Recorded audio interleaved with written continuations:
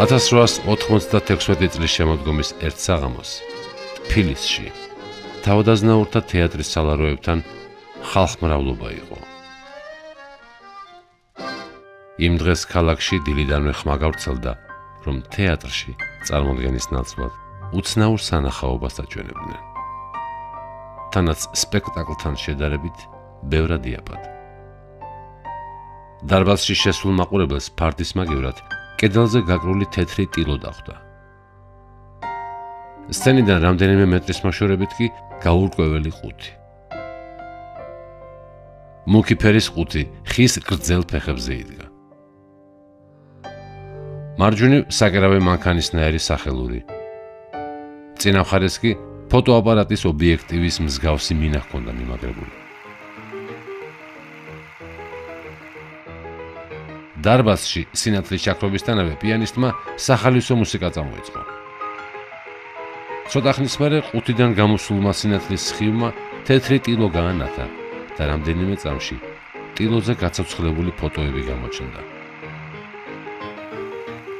ფაბრიკიდან მუშები გამოდიოდნენ. პატარა ბიჭი წყლით თამაშობდა და მებაღე გაწუწა.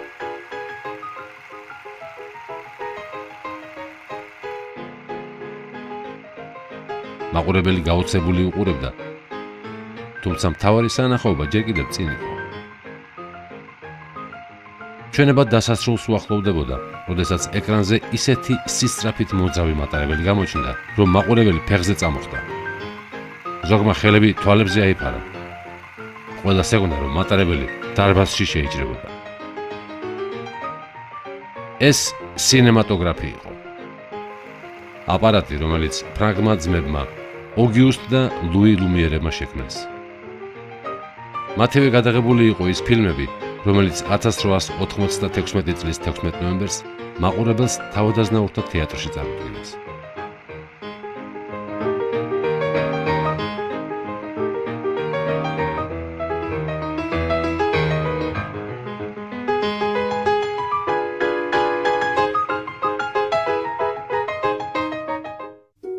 $1904 წელს თბილისში უკვე რამდენიმე კინოსალონი, ილუზიონი, ურანი, სკიფი და მულენ ელექტრიკი გაიხსნა. ამგვარ სალონებში 50-60 მაყურებელი თავსდებოდა. 1905 წელს კი მუშტაიდის ბაღში 150 ადგილიანი ღია კინოთეატრი აშენდა. ეს საკმაოდ შემოსავლიანი ბიზნესი აღმოჩნდა და კინოსაქმით თბილისში სხვებიც დაინტერესდნენ. 1907 წელს ყველასთვის ცნობილი კინოთეატრი აპოლო აშენდა. მოგვიანებით გაიხსნა მუზა, ლირა, მინიონი, სინემა დისკი და სხვა. ასეთ სალონებს პროჟექტორებს ან ელექტროთეატრებს უწოდებდნენ. კინოპროდუქცია ბევრნაირი იყო. ევროპაში შექმნილი დახვეწილი მხატვრული ღირებულების ისტორიულ და დრამატულ ფილმებთან ერთად დაბალი ხარისხის კრიმინალურ ფილმებზეც დიდი მოთხოვნა იყო. გადიოდა ეროტიული და პორნოგრაფიული ფილმებიც. ასეთი ტიპის კინოსეანსები დაფარულად, უმეტესად კაბარეებში, კაფე შანტანებში და ზოგიერთ რესტორანში ეწყობოდა. თუმცა სარეკლამო ბანერებზე, რომელიც მთელ ქალაქში იყო მოფენილი, დაუფარავად ეწერა, რომ ფილმი ეროტიკის შემცველი იყო. 1910 წელს საფრანგეთიდან საქართველოში ვინმე გერმანე გოგიტიძე დაბრუნდა და მეუღლესთან ერთად მშობლიურ ოზურგეთში დაფუძნდა. მართალია, ევროპაში იურიდიული განათლება ჰქონდა მიღებული, მაგრამ ამ სფეროზე მეტად მას თეატრი და კინოხელოვნება აინტერესებდა. მსგავსი კულტურული სანახაობა კი ოზურგეთში არ არსებობდა. გოგიტიძემ თეატრის აშენება გადაწყვიტა და 1914 წლის 1 ივნისს ოზურგეთს უკვე 300 ადგილიანი თეატრი ჰქონდა. გოგიტიძე, რომელიც მსახიობიც იყო, რეკვიზიტორის და დადგმების ხელმძღვანელიც, ბილეთების გასაყიდადაც თავად დადიოდა კარდაკარ. ერთხელ ნანახი სპექტაკლი მაყურებელს აღარ აინტერესებდა, ახლის დადგმა კი ხარჯებთან იყო დაკავშირებული. რამდენიმე თვის შემდეგ გოგიტიძემ თეატრში კინოჩვენებების გამართვა გადაწყვიტა. იმ დროისთვის უკვე ცნობილმა კინომექანიკოსმა და გადაღებების ოსტატმა ვასილ ამაშუკელმა დარბაზში საპროექციო აპარატურა დაამონტაჟა. კინოდარბაზს ილუზიონი დაარქვეს. ოზურგეთელების ინტერესი კინოს მიმართ წარმოუდგენელი აღმოჩნდა. ყოველ დღე უშვებდნენ ფილმებს და ფილმის შემდეგ ძალიან ბევრი თანხა შემოდიოდა. მოდიოდა მოლარე ყავდათ უკვე და მოლარეს მოჰქონდა ფული და თავისი მეუღლე თელ კომოდის უჯრებს გატენიდა ამ ფულით. ეთყობა გერმანია ამას ყველაფერს აგროვებდა იმისთვის, რომ კინოსტუდია გაეხსნა. მე ასე ვფიქრობ. ერთხელ საკუთარ კინოდარბაზში გოგიტიძე სოციალური ხასიათის იტალიურ ფილმს უყურებდა და კიდევ ერთი მოლოდნელი იდეა გაუჩნდა. მან ქართული მხატვრული ფილმის გადაღება გადაწყვიტა. იმ დროისთვის საქართველოში ეგრეთ წოდებული იტალიური ოქროს სერიის ფილმები იყო პოპულარული. ისტორიული ჟანრის კაბირიას სანახავად მაყურებელი კინოში რამდენჯერმე მიდიოდა. განსაკუთრებულად პოპულარული კი რეჟისორ ნინო მარტილიოს მიერ 1914 წელს გადაღებული სოციალური მელოდრამა წყდიაჩი ჩაკარგულები გახდა. გოგიტიძემ ფილმის სიუჟეტად ეგნატე ნინოშვილის მწვავე სოციალური დრამა ქრისტინე შეარჩია. ეს არჩევანი შემთხვევითი არ იყო. იმ პერიოდში ქრისტინე როგორც ლიტერატურული ნაწარმოები დიდი პოპულარობით სარგებლობდა.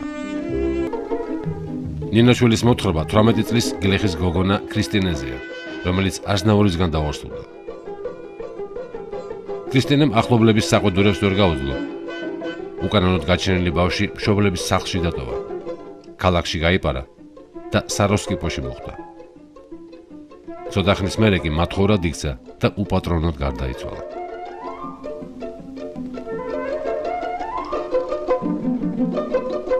ეს სოციალური პრობლემა იმ პერიოდის საქართველოსთვის ნაცნობი და აქტუალური იყო. გერმანე გოგიტიძემ, რომელსაც პროდიუსერობის გამოცდილება არ გააჩნდა, პირველი ქართული მხატვრული ფილმისთვის თემა ზუსტად შეარჩია. გერმანე გოგიტიძემ ფილმის გადასაღებად თეატრის ცნობილი რეჟისორები სანდრო ახმეტელი და ალექსანდრე წუწუნავა მოიწვია. გადაწყდა, რომ ქრისტინეს ალექსანდრე წუწუნავა დადგამდა. თუმცა გადაღების დასაწყებად ეს საკმარისი არ იყო. გოგიტიძის ილუზიონი საკმაოდ კარგად მუშაობდა, მაგრამ მხატვრული ფილმის გადასაღებად ბევრად დიდი თანხა იყო საჭირო. საქართველოში კინოგაქრევება ძირითადად უცხოურ ფილმებს ეყრდნობოდა, რადგან იმ დროს მხოლოდ ქრონიკებს იღებდნენ. ალექსანდრე წუწუნავამ ქართული დღესასწაულის ბერიკაობა ყეენობის რამდენიმე სცენა დადგა. 1908 წელს ვასილ ამაშუკელმა, რომელსაც კინომექანიკოსობა და გადაღება მოსკოვში ჰქონდა შესწავლილი, ბაქოში მცირე ზომის სიუჟეტების გადაღება დაიწყო. 2 წლის შემდეგ ეს საქმე ქუთაისში გააგრძელა. 1912 წელს კი სრულმეტრაჟიანი დოკუმენტური ფილმი გადაიღო აკაკი წერეთლის მოგზაურობა რაჭა-ლეჩხუმში. ამ ფილმმა საზოგადოებაში დიდი ინტერესი გამოიწვია. მიუხედავად იმისა, რომ მოსახლეობა კინოს აქტიურად უყურებდა, ეს სფერო ხელოვნებად არავის მიაჩნდა. მეცენატები და ბანკირები კინოგადაღებაში ფულის ჩადებას არ რისკავდნენ. გერმანე გოგიტიძე კი ქრისტინეს გადაღების იდეით დადიოდა და დაფინანსებას ითხოვდა, მაგრამ ამ თემაზე საუბარს ყველა თავს არიდებდა. ბოლოს გოგიტიძემ სასტუმრო ვეტცელის მეპატრონეს ნოე სიხარულიძეს და სტამბის მფლობელს ბათლომე კილაძეს მიმართა. ბიზნესმენებმა მას ვექსილები მისცეს, სადაც ეწერა თითქოს ორივეს გოგიტიძის ვალი ჰქონდათ. ვექსილების საფუძველზე კი ამიერკავკასიის ბანკის გამგეობის წევრმა რაჟდენ დათეშიძემ მას საკრედიტო ხაზი გაუხსნა. ფილმის გადასაღებად საჭირო ფინანსების შოვნის მერე დღის წესრიგში აპარატურის საკითხი დადგა. იმ დროს საქართველოში სულ 3 გადამღები აპარატი იყო. ერთ-ერთი კავკასიის სამხედრო შტაბის ისტორიულ განყოფილებას ჰქონდა, რომლის ხელმძღვანელიც სიმონ ესაძე იყო. იმ კამერით პირველი მსოფლიო ომის დროს საქართველოს საზღვრებთან მიმდინარე საომარი მოქმედებების ეპიზოდებს იღებდნენ. სამხედრო დანიშნულების აპარატურა სამოქალაქო სექტორში რომ გადასულიყო, ამისთვის ამიერკავკასიის უმაღლესი სარდლობის ნებართვა იყო საჭირო. 1917 წლის 8 ივნისს გოგიტიძემ ამ უწყებას ოფიციალური თხოვნით მიმართა და სამხედრო ლაზარეთისთვის 500 მანეთის გადარიცხვაც შესთავაზა. მისი თხოვნა დააკმაყოფილეს. სიმონ ესაძემ გოგიტიძეს კამერა უსასყიდლოდ დაუთმო და სამხედრო ოპერატორი ალექსანდრე შუგერმანიც მიამაგრა. იმდროინდელი გადამღები მოწყობილობა ერთმანეთზე დადებული ორი დიდი ყუთისგან შედგებოდა. გადაღება მექანიკური სახელურით ხდებოდა, რომელსაც ოპერატორი ატრიალებდა. ფირის მოძრაობის ტემპი ხელით რეგულირდებოდა და სიზუსტეს მოითხოვდა. ოსტატობის დასახვეწად ოპერატორები საკერავ მანქანებზე ვარჯიშობდნენ. მანქანის სახელური დიდი ხნის განმავლობაში ისე უნდა ეტრიალებინათ, რომ მაჯაზე დადებული ასანთის ღერი არ ჩამოვარდნოდათ. ფილმის მხატვრად წუწუნავამ დიმიტრი შევარდნაძე მოიწვია. დაწერა სარეჟისორო სცენარიც, მაგრამ წუწუნავას და გოგიტიძეს შორის უთანხმოება ჩამოვარდა. ფილმის პროდიუსერი და მთავარი რეჟისორი ერთმანეთს ქრისტინეს როლზე მსახიობის შერჩევისას დაუპირისპირდნენ. წუწუნავა თეატრის მსახიობის ანტონინა აბელაშვილის კანდიდატურას ემხრობოდა, რომელიც თითქმის 40 წლის ქალი იყო. ნინოშვილის მოთხრობის მიხედვით კი ქრისტინე 17-18 წლის გოგონა გახდათ. გოგიტიძეს მიაჩნდა, რომ ასაკში ასეთი სხვაობა შესამჩნევი იქნებოდა და მთავარ როლზე 20 წლის ანეტა კიკოძის კანდიდატურას თავაზობდა. ანეტა კიკოძე ქრისტინეს თეატრში იმ პერიოდშიც თამაშობდა და ძალიან პოპულარული იყო. ქრისტინეზე ანტონინა აბელაშვილი დაამტკიცეს და ზაფხულში მთელი გადაღების ჯგუფი გურიაში, სოფელ აჭში გაემგზავრა. გურიაში კი იმ პერიოდში უამინდობა იყო. რამდენიმე დღე გადაბულად წვიმდა და მთელ გადაღების ჯგუფს ერთი კვირის განმავლობაში უსაქმოდ ჯდომა მოუხდა. გოგიტიძე იძულებული იყო ფილმში დაკავებული პერსონალისთვის გასამრჯელო გადაეხადა. ამით გაუთვალისწინებელი ხარჯი ძალიან იზრდებოდა. გადაღების პირველ დღეს სოფელ აჭში უამრავი ცნობილ მოყვარე შეგროვდა. ხალხი მეზობელი სოფლებიდანაც მოდიოდა. ბავშვები მსახიობებს გაუცებულები უყურებდნენ, რადგან თვალის გარშემო ყველას შავი საღებავი ესვა. ასეთი გრიმის გაკეთება ოპერატორმა მოითხოვა. როგორც იქნა ყველაფერი მოამზადეს და პირველი კადრები გადაიღეს. ერთ-ერთი პირველი კადრი წყლისპირას მჯდარი ქრისტინია, რომელიც თავის შეყვარებულს აზნაურ იასონს ელოდება და ნერვიულობს. რეჟისორსა და ოპერატორს შორის დაპირისპირება გადაღების პირველივე დღეებიდან დაიწყო. წუწუნავას დეტალების მსხვილი ხედით გადაღება უნდოდა. ოპერატორი კი მის აზრს არ ითვალისწინებდა და ამის გამო გამუდმებით ჩხუბობდნენ. ერთ-ერთი ასეთი კამათის დროს წუწუნავამ იგი სოფლის ფერდობიდანაც კი დააგორა. ოპერატორი არც გოგიტიძეს მოსწონდა, მაგრამ ახალი სპეციალისტის მოსაძებნად არც დრო ჰქონდა და არც ფული. გოგიტიძემ რეჟისორი და ოპერატორი შეარიგა. ამ ჩხუბის შედეგად კი ფილმში ერთ-ერთი საუკეთესო კადრი დაიდგა. გურიაში გადაღებები რამდენიმე თვე გაგრძელდა. ზაფხულის მიწურულს კი გადამღები ჯგუფი თბილისში გამოემგზავრა.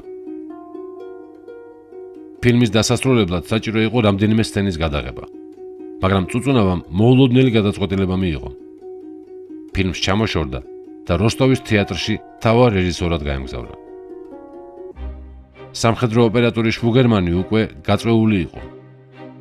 გადაღების მოედანზე მარტო დარჩენილმა გოგიტიძემ ფილმის დასრულება თავად გადაწყვიტა და ახალი ოპერატორის ძებნა დაიწყო. იმ დროს საქართველოში კინოგაქირავების სფერო მთლიანად ბელგიელ ბიზნესმენს კარლ პირონეს ჰქონდა მონოპოლიზებული. პირონე ფრანგულ სტუდია პატესთან თანამშრომლობდა, რომელშიც ფილმების გადაღება, დამუშავება და გამრავლება ხდებოდა. ამ სტუდიის დაკვეთით პირონე პარიზში საქართველოში გადაღებულ ქრონიკებს აგზავნიდა.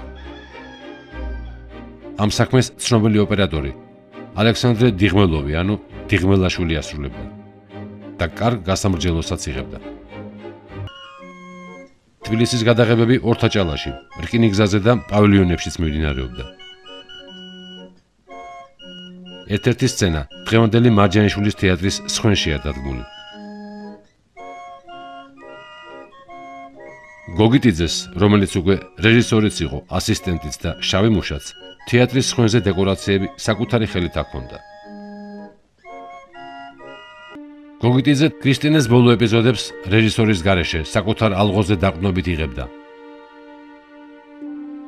ფილმში მან ახალი პერსონაჟები შეიყვანა. ერთ-ერთი მათგანის როლზე პოპულარული და ხალხის საყვარელი მსახიობი ვასო აბაშიძე მიიწვია. გადაღება 1907 წლის შემოდგომაზე დასრულდა.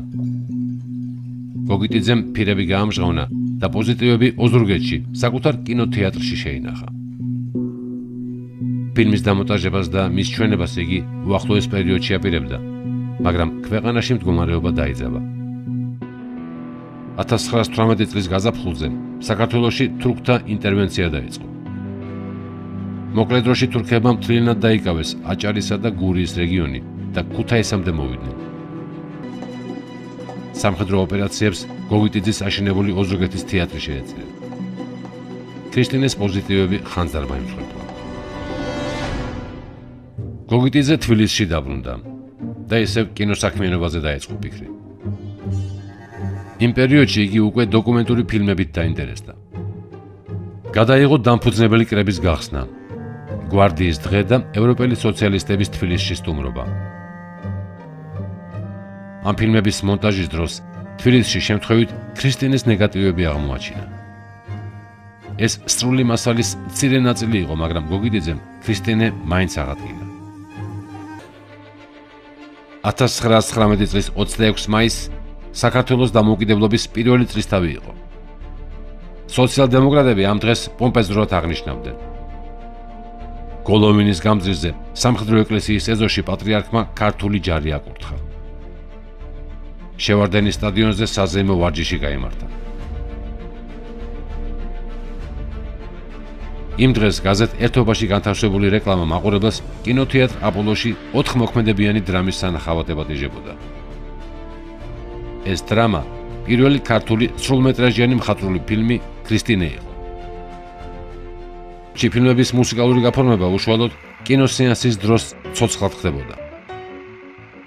ფილმის ყოველი გაშვებისას დარბაზში საგანგებოდ მოწვეული მუსიკოსები ფორტეპიანოზე უკრავდნენ.